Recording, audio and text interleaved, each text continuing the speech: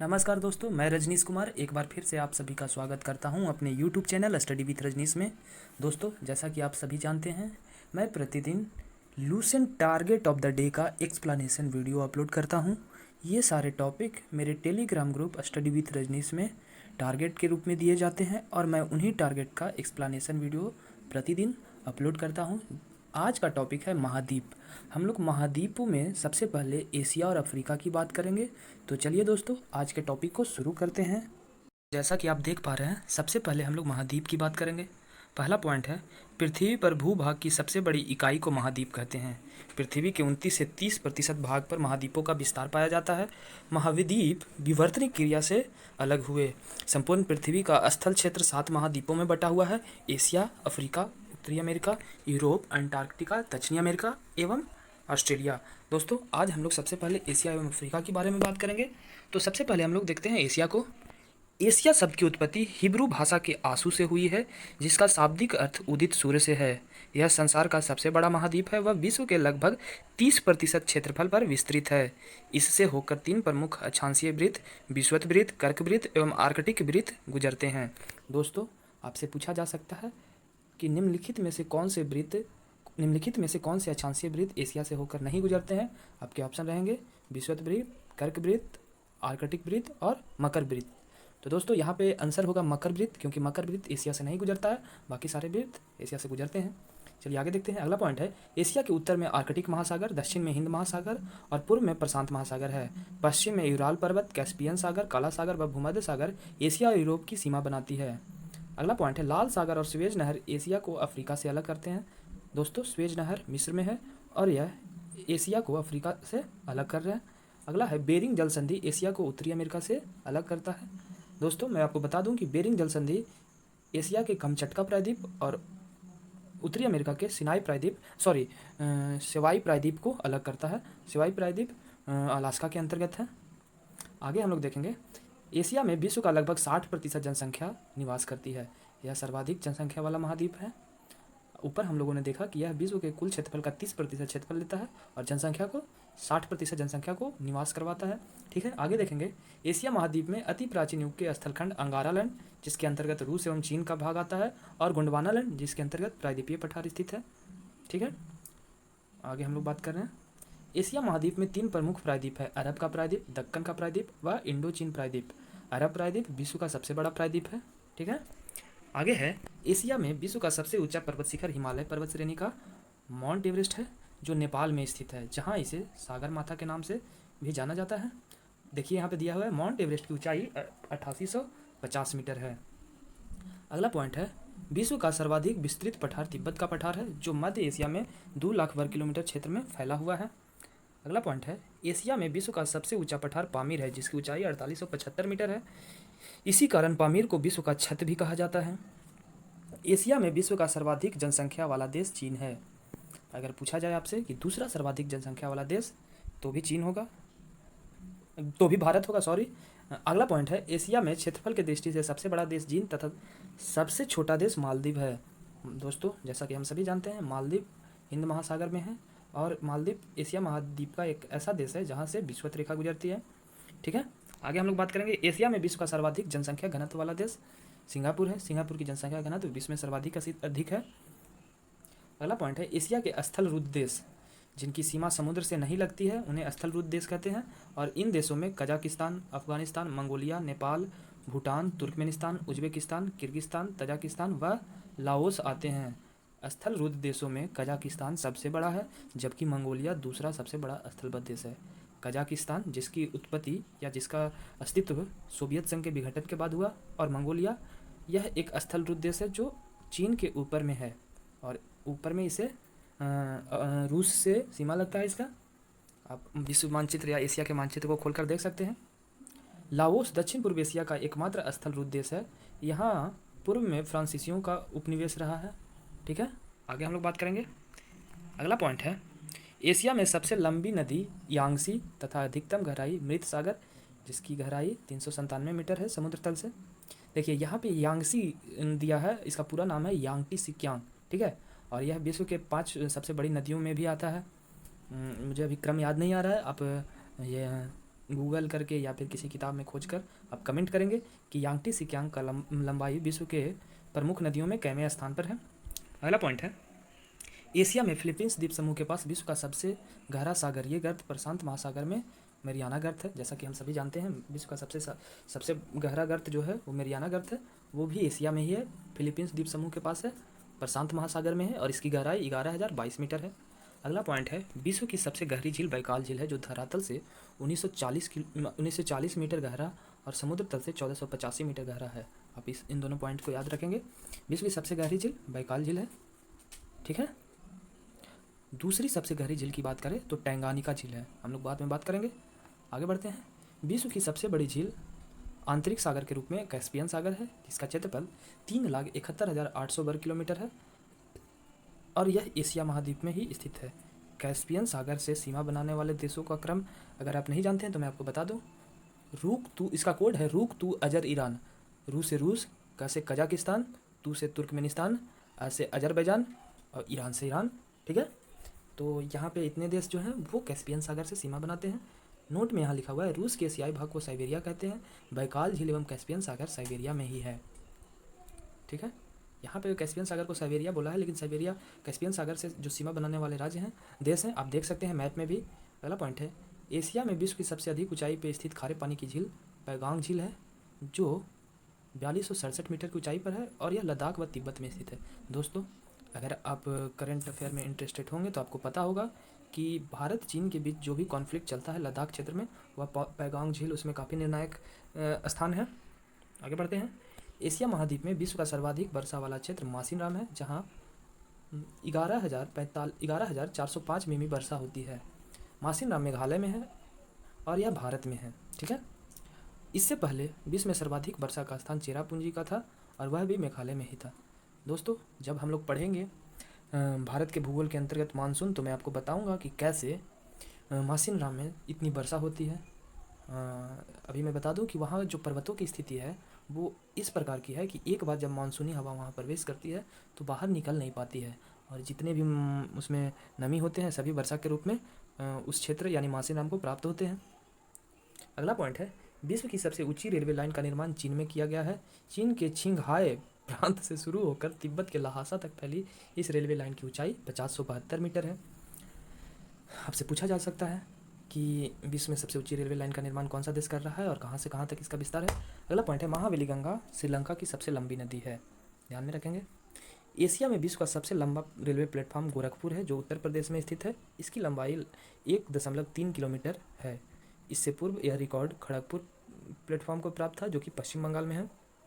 अगला पॉइंट है, चीन विश्व का सर्वाधिक मछली पकड़ने वाला देश है और दूसरे स्थान पर जापान है, लेकिन शायद वर्तमान समय में यह आंकड़ा बदल चुका है। आप कंफर्म हो लेंगे, आप चाहें तो गूगल करेंगे और कमेंट में भी बताएंगे कि सर्वाधिक मछली पकड़ने वाला देश वर्तमान समय में कौन है। अगला है, विश्व का सर्वाधिक समाचार पत्र पढ़ने वाला देश हांगकांग है और विश्व का सर्वाधिक डाकघर वाला देश भारत है। प्रशांत महासागर में गिरने वाली एशिया की प्रमुख नदियों में हुआंगहो नदी, आमूर नदी, सिक्यांग नदी और यांगटी सिक्यांग नदी, ठीक है। 4 प्रमुख नदियाँ जो प्रशांत महासागर में अपना मुहाना बनाती है, कौन कौन? हांगहो, आमूर, सिक्यांग और यांगटी सिक्यांग। एशिया के उत्तर में आर्कटिक महासागर है और आर्कटिक महासागर में गिरने वाली एशिया की प्रमुख नदियां हैं लीना, ओबे और एनेसी। आप याद रखेंगे, ये इसलिए भी इंपॉर्टेंट हो जाते हैं कि इनका मुहाना शीत ऋतु में जम जाता है। भूमध्य सागरीय जलवायु के एशियाई देश में साइप्रस, जॉर्डन, टर्की, इजराइल और लेबनान आते हैं।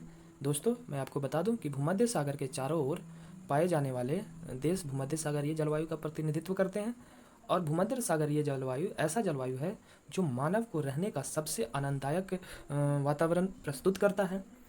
भूमध्य सागर के चारों ओर के अलावा ये जलवायु दोनों गोलार्धों में 30 से 40 डिग्री उत्तरी अक्षांश के बीच किसी भी महाद्वीप के पश्चिमी भाग में पाए जाते हैं। आगे हम लोग बढ़ेंगे।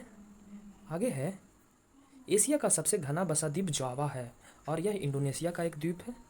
एशिया में सर्वाधिक जूट एवं गन्ना उत्पादक देश क्रमशः बांग्लादेश एवं भारत है। अगर आपसे पूछे कि जूट उत्पादन में बांग्लादेश का कौन सा स्थान है तो प्रथम, और गन्ना उत्पादन में भारत का कौन सा स्थान है तो प्रथम, लेकिन वही जूट उत्पादन में भारत का स्थान अगर पूछे तो यह भारत का दूसरा स्थान है, ठीक है। आगे बढ़ते हैं। एशिया में सर्वाधिक जल विद्युत का विकास जापान में हुआ।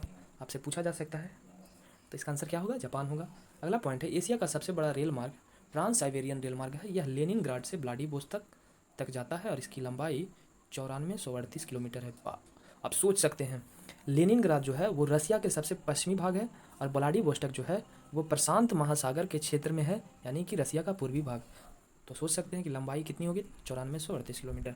आगे बढ़ते हैं। एशिया का सबसे लंबी रेलवे सुरंग सीकन सुरंग है, जो कि जापान में है और इसकी लंबाई 53.85 किलोमीटर है। यह समुद्र तल से इसकी गहराई 240 मीटर है। अगला पॉइंट है, एशिया का सबसे बड़ा रबर उत्पादक व निर्यातक देश थाईलैंड, मलेशिया और इंडोनेशिया है। क्लियर है? आपसे पूछा जा सकता है कि रबर उत्पादक देशों का क्रम भी पूछा जा सकता है। थाईलैंड है, फिर मलेशिया है, तब इंडोनेशिया है। अगला पॉइंट है, एशिया के देश चीन तंबाकू, गेहूं और चावल आदि के उत्पादन में विश्व में प्रथम है। आप ये याद रखेंगे। अगला पॉइंट है, एशिया के देश जापान को शहतूत की पत्तियों पर पाले गए रेशम के कीड़ों से प्राप्त कच्चा रेशम पैदा करने में विश्व में प्रथम स्थान है। ठीक है। अगला पॉइंट है, एशिया में विश्व का सर्वाधिक प्राकृतिक रबर उत्पादित करने वाला देश थाईलैंड है। थाईलैंड एशिया का एक ऐसा देश है जो विश्व में सर्वाधिक प्राकृतिक रबर का उत्पादन करता है। एशिया में सर्वाधिक टीन उत्पादक देश में मलेशिया सबसे पहले स्थान पर है। टीन के निर्यात में यह विश्व में प्रथम स्थान पर है। मलेशिया के इपोह की खान टीन की प्रमुख खनन क्षेत्र है और इपोह की खान में जो घाटी है उसका नाम है किंता केलांग घाटी। आगे हम लोग बात करेंगे। देखिए दोस्तों, यहाँ पे माउंट एवरेस्ट के बारे में कुछ दिया हुआ है, लेकिन उससे पहले एशिया से संबंधित भरपूर तथ्यों को हम पहले खत्म करेंगे, उसके बाद इसके बारे में बात करेंगे। अगला है, एशिया का सबसे गर्म स्थान मोहनजोदड़ो पाकिस्तान में है तथा सबसे ठंडा स्थान बरखोयांस्क साइबेरिया में है। साइबेरिया एशियाई रूस को कहते हैं, जैसा कि हमने ऊपर पढ़ा है। यहाँ का तापमान यानी कि मोहनजोदड़ो का जो तापमान है वह 53.5 डिग्री सेल्सियस 2010 में 26 मई को अंकित किया गया था। और वर्खोयांस्क में जो तापमान है सबसे कम वो -69 डिग्री सेल्सियस है। वर्खोयांस्क को पृथ्वी का शीत ध्रुव भी कहा जाता है। ठीक है। आगे है, लाल सागर एवं भूमध्य सागर को जोड़ने वाली नहर जो है वो स्वेज नहर है। अगला पॉइंट है, विश्व का सबसे बड़ा सिनकोना उत्पादक देश इंडोनेशिया है। बांडुंग इसका सबसे बड़ा सिनकोना उत्पादक केंद्र है। सिनकोना से कुनैन बनाई जाती है जो मलेरिया की दवा है। ठीक है। अगला पॉइंट है, एशिया में विश्व का सर्वाधिक जलयान बनाने वाला देश जापान है। आर्कटिक एवं प्रशांत महासागर को जोड़ने वाला जल डमरूमध्य बेरिंग जल डमरूमध्य है, जो अलास्का व कमचटका प्रायद्वीप के बीच है। जापान का नागासाकी शहर जो कि क्यूशू द्वीप पर है। दोस्तों, जैसा कि हम सभी जानते हैं, उम्मीद करते हैं कि आप भी इस बात को जानते होंगे कि जापान में 4 प्रमुख द्वीप है, होकाइडो, हांसू, शिकोकू और क्यूशू। तो जो नागासाकी है वो क्यूशू द्वीप पर है। यहाँ पे 9 अगस्त को यूएसए ने परमाणु बम का विस्फोट करवाया था। आगे है, जापानी लोग को चाय अधिक प्रिय है और ये लोग चाय की एक विशेष उत्सव चानु यू मनाते हैं। अगला पॉइंट है, बेरिंग जल संधि अंतर्राष्ट्रीय तिथि रेखा के समानांतर स्थित है। आपसे पूछा जा सकता है, बहुत इंपॉर्टेंट पॉइंट है, इसको ध्यान में रखेंगे। अगला पॉइंट है, विश्व में सिंचाई नहरों का सबसे बड़ा जाल जो है वो पाकिस्तान में है। अगला है, म्यांमार अपने सुंदर बौद्ध मंदिरों के लिए काफ़ी प्रसिद्ध है।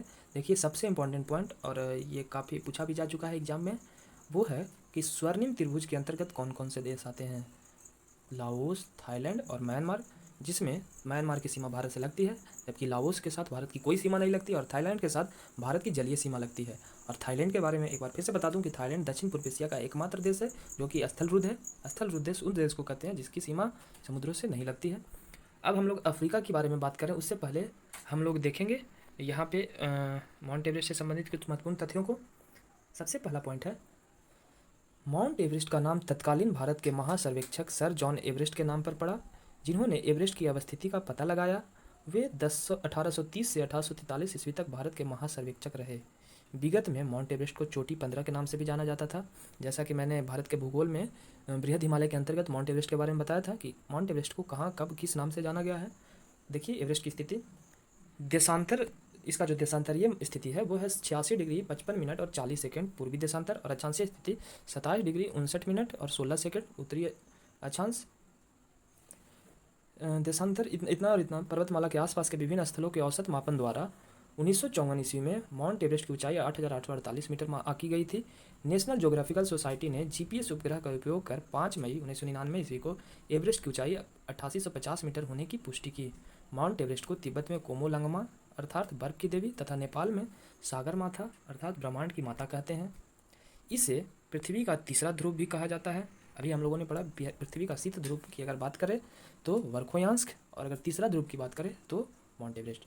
सबसे पहले एडमंड हिलेरी और तेंजिंग नॉर्गे ने 1953 ईस्वी में माउंट एवरेस्ट की चोटी की फतह की थी।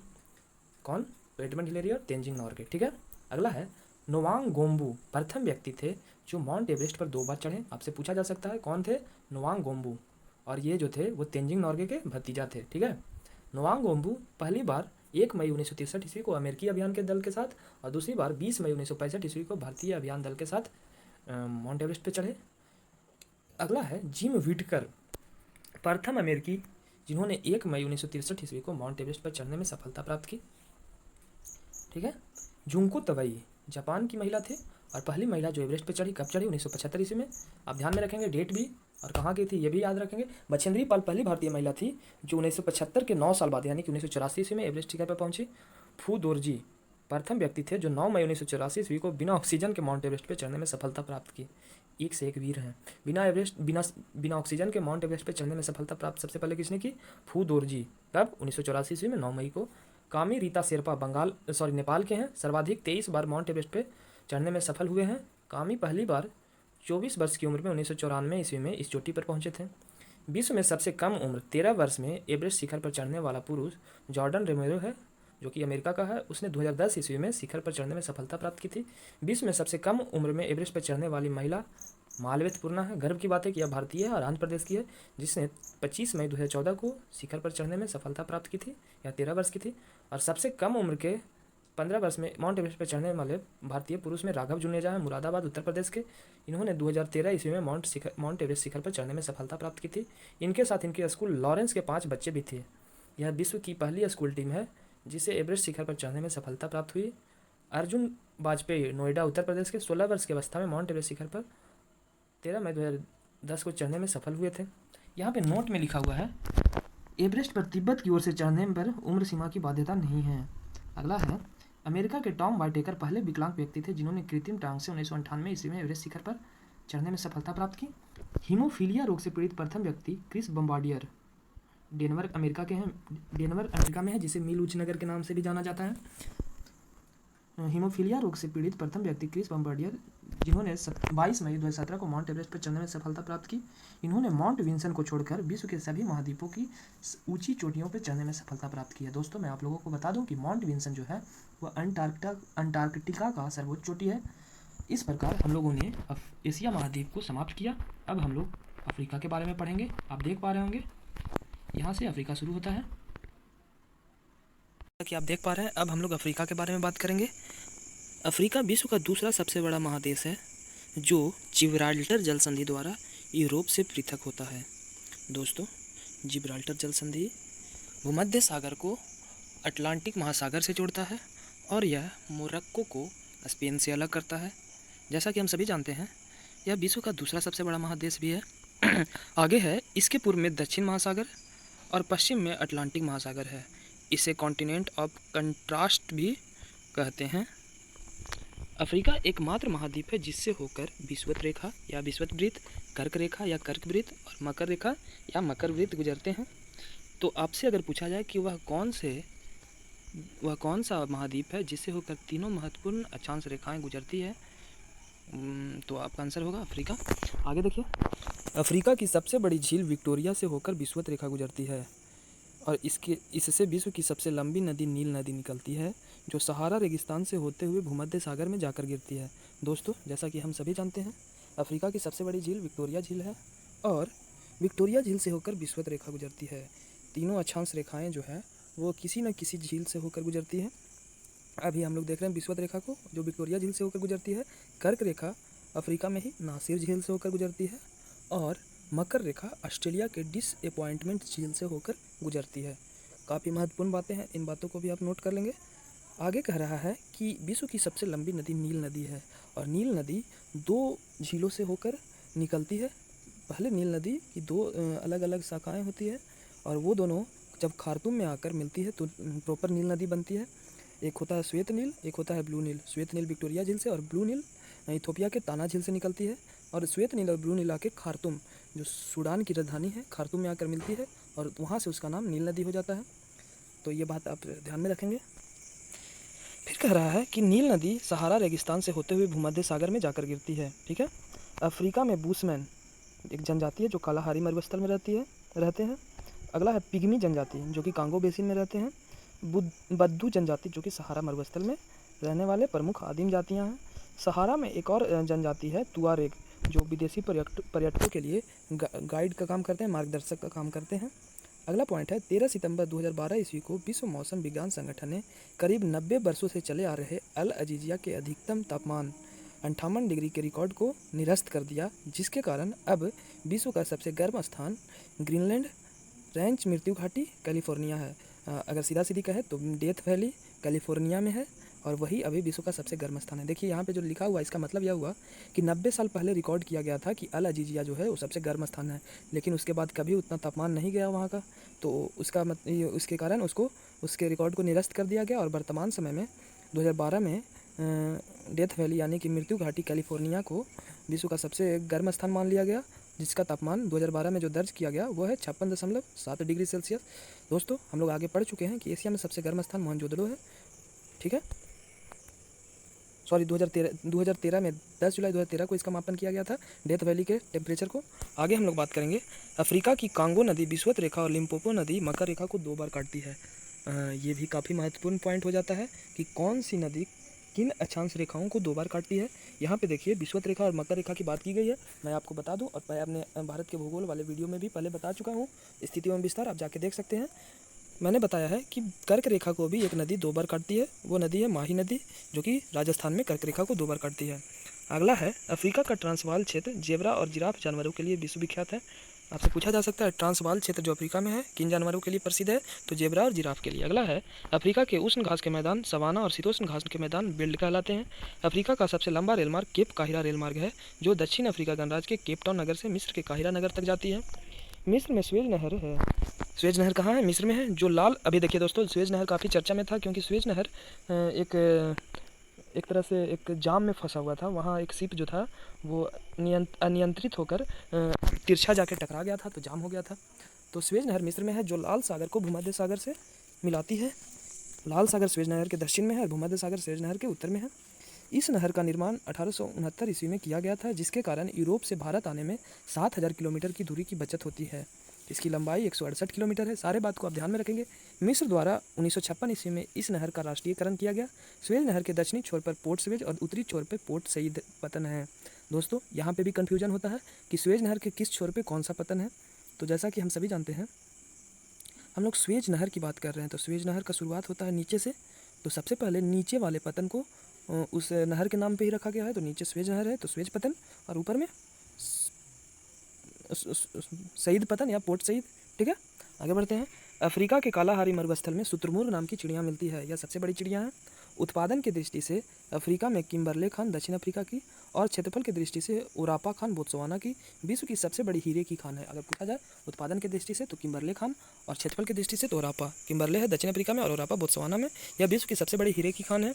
विश्व का सबसे विशाल हीरा 3106 कैजरेट, जिसका मान है 3106 कैजरेट, को दक्षिण अफ्रीका की प्रीमियम खान से 1905 ईस्वी में सर थॉमसन कुलिनान ने खोजा था।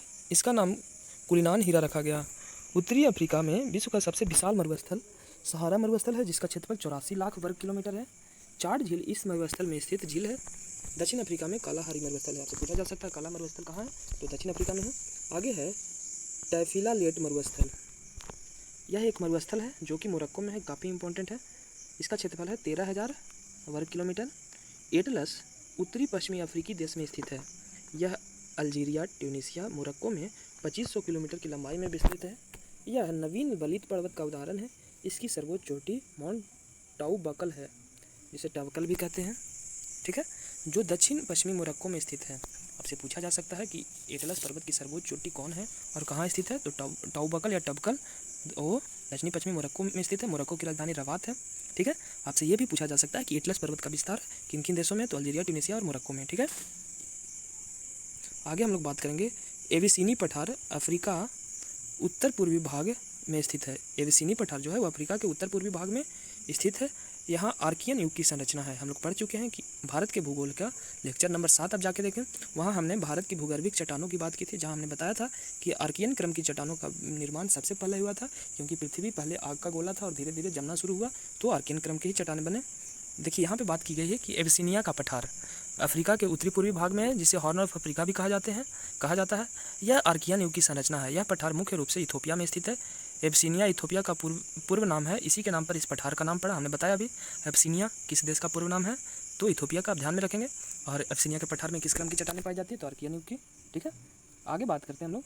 दक्षिण अफ्रीका के जोहान्सबर्ग को स्वर्ण नगर तथा किम्बरले को हीरो का नगर कहा जाता है। दक्षिण अफ्रीका विश्व के 90% क्रोमियम का उत्पादन करता है। आपसे पूछा जा सकता है कि विश्व में सर्वाधिक क्रोमियम का उत्पादन कौन करता है, दक्षिण अफ्रीका, और उसका भाग क्या है, तो 90%। दक्षिण अफ्रीका का न्यायिक राजधानी ब्लोमफॉन्टेन है, यहाँ पे ब्लोमफॉन्टेन लिखा हुआ है। और अगला पॉइंट है, अफ्रीका में सर्वाधिक चाय उत्पादित करने वाला देश कीनिया है, कीनिया की राजधानी नैरोबी। अफ्रीका में सर्वाधिक जैतून उत्पादन करने वाला देश ट्यूनीशिया है, ट्यूनीशिया की राजधानी ट्यूनिस। स्टेनली जलप्रपात कांगो नदी पर है और विक्टोरिया जलप्रपात जाम्बेजी नदी पर है। ठीक है, आगे हम लोग बात करेंगे नील नदी का उद्गम विक्टोरिया झील से। यहाँ डिटेल में नहीं लिखा हुआ है, मैंने आपको डिटेल में बताया नील नदी का उद्गम कैसे कैसे हुआ है। जब हम लोग विश्व भूगोल का अध्ययन करेंगे तो वहाँ काफ़ी विस्तार से मैं मानचित्र के साथ आप लोगों को बताऊंगा कि नील नदी का उद्गम कैसे हुआ, कब हुआ, कहाँ हुआ, सारे बात को हम लोग विस्तार से जानेंगे। यहाँ पे सिर्फ ये लिखा हुआ है कि नील नदी का उद्गम विक्टोरिया झील से हुआ, असवान बांध नील नदी पर ही बना हुआ है। ठीक है, मध्य अफ्रीका में बहने वाली जायरे नदी भारी मात्रा में जल बहाकर अटलांटिक महासागर में ले जाती है। इसके अंतिम भाग में कांगो नाम से भी जाना जाता है। अफ्रीका की नदियों में सबसे अधिक जल का बहाव कौन करती है, आपसे पूछा जा सकता है, काफ़ी इंपॉर्टेंट प्रश्न है। अफ्रीका की नदियों में सबसे अधिक जल का बहाव कौन करता है, तो कभी भूल के भी नील नदी नहीं मारिएगा, वहाँ पे आंसर होगा कांगो नदी। नील नदी भले ही सबसे लंबी नदी है, लेकिन जल का प्रवाह या जल को महासागरों में गिराने की बात की जाए तो कांगो नदी होगा। ठीक है, जाम्बिया में जाम्बेजी नदी पर निर्मित करीबा बांध में अफ्रीका में सबसे अधिक जल विद्युत पैदा करती है। देखिए यहाँ पे लिखा हुआ है जाम्बेजी नदी पे जाम्बिया में जो निर्मित करीबा बांध है वह अफ्रीका में सबसे अधिक जल विद्युत पैदा करती है। नील नदी पर बसा सबसे बड़ा शहर कायरा है, जो कि मिस्र की राजधानी है। दक्षिण अफ्रीका के 6 देशों Angola, Botswana, Mozambique, Tanzania, Zambia और जिम्बाब्वे को फ्रंट लाइन स्टेट अर्थात सीमावर्ती राज्य कहा जाता है। आप ध्यान में रखेंगे, अफ्रीका के दक्षिणी भाग के 6 देशों Angola, Botswana, Mozambique, Tanzania, Zambia और जिम्बाब्वे को फ्रंटलाइन स्टेट या सीमावर्ती राज्य कहा गया है। हॉर्न ऑफ अफ्रीका में हॉर्न ऑफ अफ्रीका के पूर्वी भाग को कहा जाता है। इसमें मुख्य रूप से इथोपिया, सोमालिया और जिबूती आते हैं। अगर आपके पास एटलस है तो आप एटलस खोल के इन सारी चीज़ को ध्यान में रखेंगे, ये एग्जाम की दृष्टि से काफ़ी महत्वपूर्ण है। ये छोटे एग्जाम से लेकर काफ़ी बड़े एग्जाम तक, यहाँ तक कि यूपीएससी में भी इस तरह के प्रश्न पूछे जाते हैं। आगे बढ़ते हैं, आगे है भूमध्य रेखा पर स्थित अफ्रीका महाद्वीप के देश, और उनके नाम है गैबोन, कांगो गणतंत्र, युगांडा, कीनिया और सोमालिया। ठीक है, गैबोन, कांगो गणतंत्र, युगांडा, कीनिया, सोमालिया। अफ्रीका का प्रमुख खजूर उत्पादक देश मिस्र है, मिस्र के किसान को फैला कहा जाता है। ठीक है, आगे है गोल्ड कोस्ट के नाम से जाना जाने वाला देश घाना है, घाना के तट को गोल्ड कोस्ट कहा जाता है। ठीक है, अफ्रीका में सीसल नाम के पौधे से जूट पैदा किया जाता है, हम लोग जूट बोलते हैं, वहाँ सीसल बोला जाता है। अफ्रीका को अंध महाद्वीप कहा जाता है क्योंकि यह आर्थिक, सामाजिक और औद्योगिक सांस्कृतिक और शिक्षा के क्षेत्र में काफ़ी पिछड़ा हुआ है। अफ्रीका में सर्वाधिक जनसंख्या वाला देश नाइजीरिया है। अफ्रीका का सर्वाधिक नगरीकृत देश लीबिया है। ठीक है, आगे हम लोग बढ़ते हैं। अगर एशिया में बात की जाए सर्वाधिक नगरीकृत देश तो सिंगापुर होगा, और दक्षिण अमेरिका में बात की जाए तो शायद उरुग्वे होगा। आगे बढ़ते हैं। इस महाद्वीप में नाइजर नदी को पाम तेल की नदी कहा जाता है। ठीक है, नाइजर नदी को पाम तेल की नदी कहा जाता है, ध्यान में रखेंगे। मिस्र को एशिया और यूरोप महाद्वीप का जंक्शन कहा जाता है क्योंकि यह एशिया और यूरोप को अलग करता है। ठीक है, आगे है अफ्रीका एकमात्र ऐसा महाद्वीप है जिसमें कर्क व मकर रेखा दोनों गुजरती है। ये बात काफ़ी इंपॉर्टेंट हो जाता है क्योंकि दोनों रेखाएं विषुवत रेखा के 2 अलग अलग दिशाओं में उतनी ही दूरी पर हैं। तो आपसे पूछा जा सकता है कि किस महाद्वीप से कर्क और मकर रेखा दोनों गुजरती है, तो आपका आंसर होगा अफ्रीका। ठीक है, कांगो देश को वनों का देश कहा जाता है। विश्व में जल विद्युत शक्ति का संभावित क्षमता वाला फिर से पढ़ते हैं। कांगो देश को वनों का देश कहा जाता है। विश्व में जल विद्युत शक्ति की संभावित क्षमता सबसे अधिक इसी देश के पास है। किलिमंजारो के पूर्वी ढलान पर कहवा की खेती की जाती है। जो खेती करते हैं उन जनजातियों को छग्गा कहा जाता है। ठीक है, आगे है दक्षिणी सूडान अफ्रीका का नवीनतम राष्ट्र है जो यूएनओ का 193वां सदस्य बना। 9 जुलाई 2011 को यह स्वतंत्र राष्ट्र के रूप में अस्तित्व में आया। यह ईसाई बहुल देश है जिसकी राजधानी जुबा है। तो दोस्तों, इसी के साथ आज के टारगेट ऑफ द डे का एक्सप्लेनेशन वीडियो समाप्त होता है। कल हम लोग फिर से मिलेंगे एक नए टॉपिक के साथ, एक नए जोश के साथ। तब तक बने रहें, और जो लोग पहली बार इस चैनल पर आए हैं चैनल को सब्सक्राइब करें, वीडियो पसंद आए तो वीडियो को लाइक करें और अपने दोस्तों के साथ शेयर करें। जय हिंद।